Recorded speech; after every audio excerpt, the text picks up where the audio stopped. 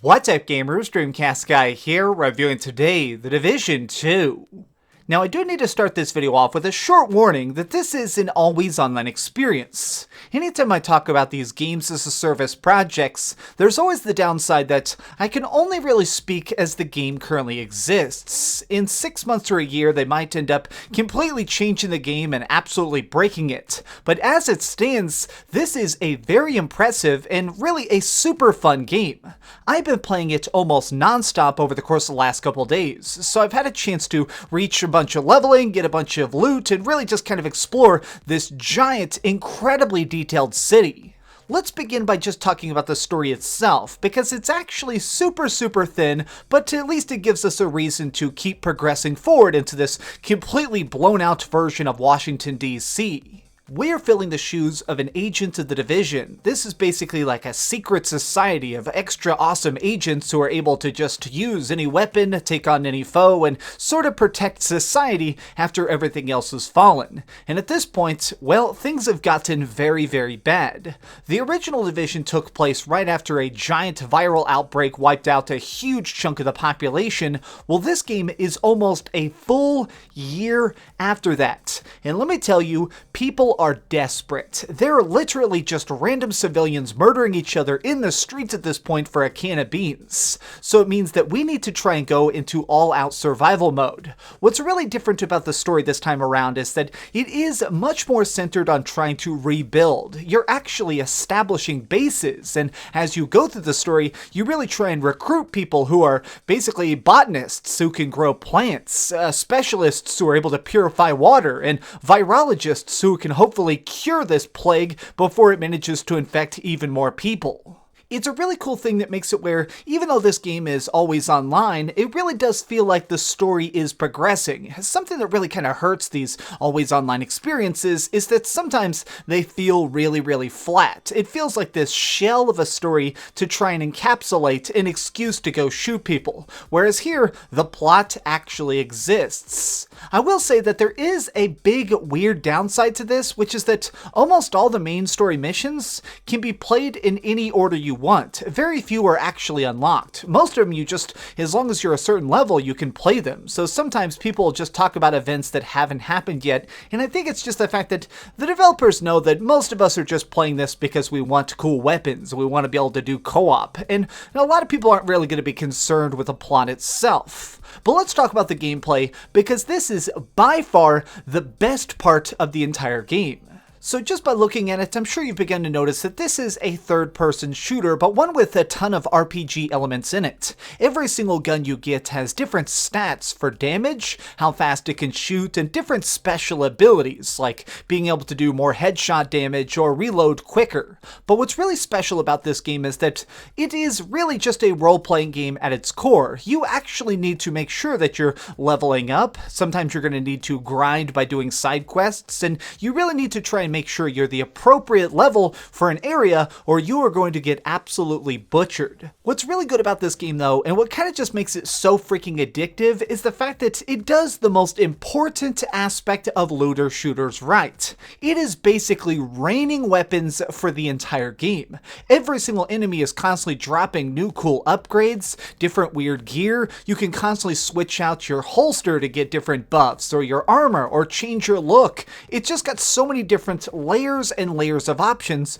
because everybody is basically a loot piñata. I love this though, because it makes it where every single time you do another dungeon or do another quest, you're constantly opening up your menu, excited to see what new stuff you just got. Like seriously, one of my favorite moments of the entire game is when I managed to find this super shotgun that did 10,000 damage back when all the rest of my guns were doing like 1,000 damage. And so suddenly, having this freaking super rifle in my pocket was just so exciting. It made it where I was just thrilled to try and get into that next fight because I wanted to utterly decimate somebody. But it's not just about having good guns, it's also about fighting smart. So one of the main things that the Division has that all these random freaking nutcases in the streets don't, is technology, what's called shade tech. Now this stuff is actually unlocked as you go through the main quest. You can unlock them in any order you want, but you can get stuff like a shield, healing energy, a flamethrowing drone, or something that'll just fly around and actually shoot electricity to stun certain foes. You can have two different shade techs equipped at any one time, but what's really kind of fascinating to me is that you need to try and consider them differently whether or not you're playing by yourself or if you're playing with others. If you're playing in a team, you really need to try and worry about complementing each other's skills. Like sometimes somebody, if they're a sniper, they're not going to be doing a whole heck of a lot if they're trying to just use an AoE heal. Instead, that person's probably a lot better getting the sniper drone and setting it up. Or if you're playing by yourself, playing solo in this game is very, very difficult. You die fast, and when you die,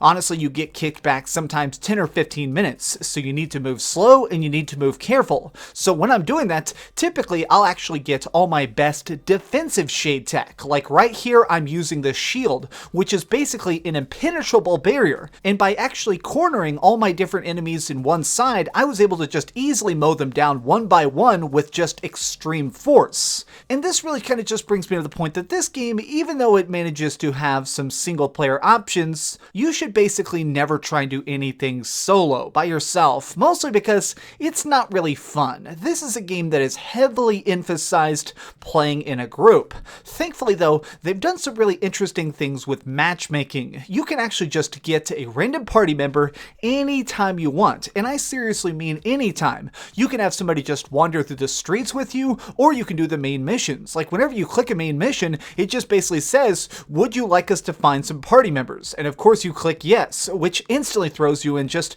a match with random players, all of which who end up being really nice. The community of this game is just so full of hype. Everybody is excited about that next big fight, that next cool mission, that next crazy boss. But this does actually really kind of highlight one of the few downsides of this game, which is that it does get a little bit repetitive. After 30 hours or so of just kind of doing these missions, you realize that they follow a very exact formula, which is typically you kick in the door of like a random museum, you just try and fight your way into the center of it, you normally hack a panel, and then you fight a boss. And the downside of this is that the bosses are all basically the exact same. It's just a guy who's 99% bulletproof, you have to shoot his one weakness until eventually his armor breaks and then you kill him. And it's one of those things that I wish that there was something a little bit more special. I wish that we somehow got to fight somebody in a mech suit, or somebody who had some sort of awesome armor that would actually reflect bullets. Something that would make it where these fights required a little bit more tactics and communication instead of just basically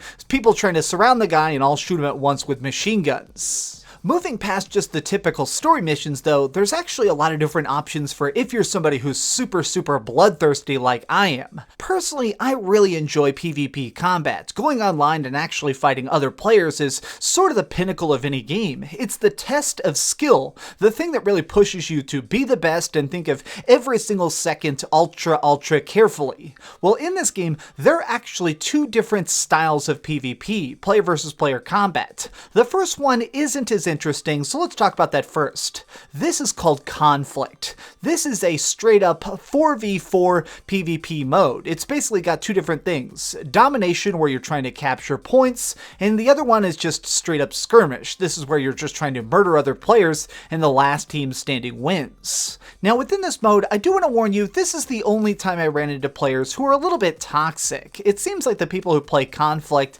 they like to tell me things about, you know, how I probably enjoy the taste of my father's genitals, and just really vulgar talk like that. So just get ready for some really extreme trash talk if you play Conflict. But if you're looking for something that's a little bit more really hardcore and really rewarding, I gotta recommend the Dark Zone. So this is a special spot on the map that you actually have to run to and unlock. And once you're inside here, you're basically stuck until you're ready to go back through these checkpoints. Essentially what it is the Dark Zone is where the plague hit hardest. When the virus got unleashed, this is where the super thick infection is still hanging in the air, which means that everything that's within this area is still actually infected. The only way to get it out is to actually kill these NPCs, these random enemies that are in the zone, take their super awesome gear and run it to a helicopter, which are at these certain areas. Now, once you call in a helicopter, here's where things get extra spicy. Anybody can come up and actually take that loot for themselves. This is really the primary emphasis of the zone. Like, basically, even other players can come up and ambush you to murder you and steal this super awesome loot. It makes it where every single time you go into this zone, it is terrifying. You could get ambushed, you could find good loot, you could just end up completely screwed. The better you do in the dark zone, though, there are some crazy rewards for it. The guns I got out of this place are insane, some of them being legendaries that just literally hundreds of thousands of damage. And that's what I love about it, is it really kind of just basically it tests you and gives you a fitting reward for your hard work. There are even cool things where if you manage to survive long enough in the dark zone, you get a separate leveling bar for this. And the longer you live, you actually get so much stuff that you can get special talent points that only work within the dark zone. So I guarantee you there are going to be some people who play this game who never leave it. They just live in the dark zone. And I'm actually probably going to be one of those people.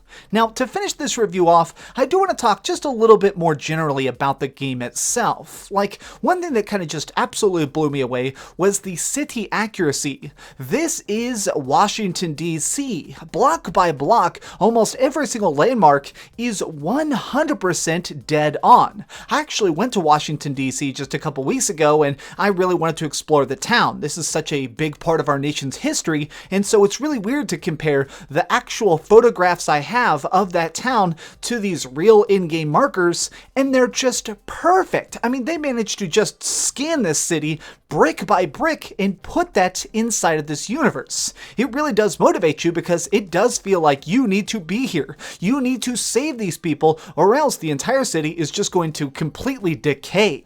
With all the good I've spoken of in this game, though, there is some downsides. I mean, specifically, one thing that is still a little bit of an issue is that I think that there are still just too much of an emphasis on leveling in this game. Like, if you're just 3 levels below somebody, they're a god. If you see an enemy that's like level 17 and you're level 14, they're basically an unkillable juggernaut who can take thousands of bullets and be fine. Like, here's just a random example. Look at this guy. I shoot him in the face like 50 times with a shotgun, he punches me and I fall over dead. It's just a little bit frustrating that there isn't more of a centering on skill. No matter how good you are, if somebody's higher level than you, then they're basically going to be unkillable. Now, I think that the other major issue with this game is that it is always online, which means that sometimes the servers just flat out didn't work the way I wanted. I had some stuff like hard crashes while I was trying to connect to the server. At one point, Matchmaking broke for about an hour, so I couldn't find another party member, which meant that I had to give up on the next main quest. And I did have some really weird errors, some glitches that are a little bit bizarre. Nothing I ran into was really like a game-breaking bug or anything, but I did have some stuff like occasionally I noticed that my guns would just have weird cosmetic freakouts where suddenly a gun would just look blurry. I also had weird stuff like my face disappearing. I mean, you can see my face just for whatever reason became a tiny black hole, and so now I just have magical sunglasses floating in midair. These are not what I would call major issues. They're just small things that do kind of affect the experience, but not in a major way. I guess what I'm really saying is that this game, it manages to be a giant step forward for The Division. I mean, it is a sequel that is just better in every single way. I like that enemies die faster. I like that side quests feel so fun. Every single thing you're doing in this game feels like an important main mission, and that's something that you just don't see in any other games as a service project. This is the game that we absolutely deserved in 2019, and I'm happy that I got to spend so many freaking hours with it. Okay, so we've heard a little bit of good and a little bit of bad, but let's go to the ratings board and put a big number on it. I am giving The Division 2 an 8.5 out of 10. Now, as it currently stands, this game doesn't really have a giant endgame as of yet. They're going to be unlocking some of the final cool raid dungeons in the coming weeks, but I really wanted to make this video simply to try and help people out, because I know a lot of people are curious about this game, but also a little bit skeptical of Ubisoft. Sometimes Ubi games are great, and sometimes they're a little bit of a dumpster fire, but this one, that it's just such a pleasant surprise. Thanks so much for watching, gamers. If you enjoyed this video, please give it a like, share with your friends, and subscribe if you haven't already. But do me the biggest favor of all and keep dreaming. But yeah, seriously, give this video a like. It would be a giant help. Let's see if we can get this video to like 2,000 likes or 5,000 likes. I really have no idea. But thank you. You guys rock. Love you. Thanks so much for watching that video. If you want to see something else, you can always click this link to see what I put up last, or, subscribe and see what's coming up next. Also, I promise that whatever I do, it'll try not to suck.